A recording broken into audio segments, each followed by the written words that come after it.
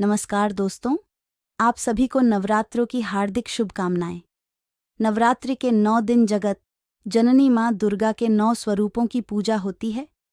माँ के 9 स्वरूप और उनका नाम अलग ही अर्थ और लोगों को नई सीख देने वाले हैं। नवरात्रि का पहला दिन माँ शैलपुत्री को समर्पित है। माँ दुर्गा की नवशक्ति का दूसरा स्वरूप ब्रह्मचारिणी का है।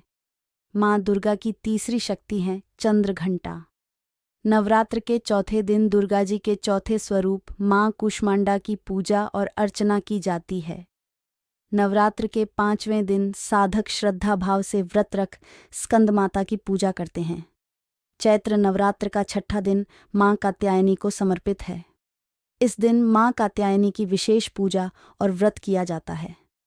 धार्मिक मान्यता है कि माँ कात्यायनी की पूजा करने से साधक को विवाह संबंधी बाधा समेत कई परेशानियों से छुटकारा मिलता है। ऐसा माना जाता है कि पूजा के दौरान माँ कात्यायनी की कथा का पाठ न करने से साधक को शुभ फल की प्राप्ति नहीं होती और पूजा असफल होती है। चलिए जानते हैं माँ कात्यायनी व्रत कथा के बारे में। पौराणिक कथा के अनुसार प्राचीन समय में महर्षि कात्यायन ने संतान प्राप्ति के लिए मां भगवती की अधिक तपस्या की। उनकी तपस्या से मां भगवती प्रसन्न होकर महर्षि कात्यायन को दर्शन दिए। इस दौरान महर्षि ने उनके सामने अपनी इच्छा प्रकट की। इस पर उन्होंने महर्षि को वचन दिया कि वह उनके घर उनकी पुत्री के रूप में जन्म लेंगी।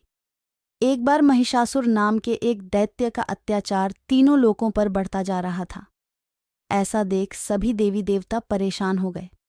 तब त्रिदेव ब्रह्मा, विष्णु और महेश अर्थात भगवान शिव के तेज से देवी को उत्पन्न किया, जिन्होंने महर्षि कात्यायन के घर जन्म लिया।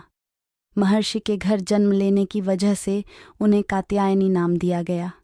माता रानी के घर में पुत्री के रूप में जन्म लेने के बाद आर्षि कात्यायन ने सप्तमी, अष्टमी और नवमी तिथि पर माँ कात्यायनी की विशेष उपासना की। इसके पश्चात माँ कात्यायनी ने दशमी के दिन महिषासुर का वध किया और तीनों लोकों को उसके अत्याचारों से छुटकारा दिलाया। जय माँ कात्यायनी देवी, जय माता दी।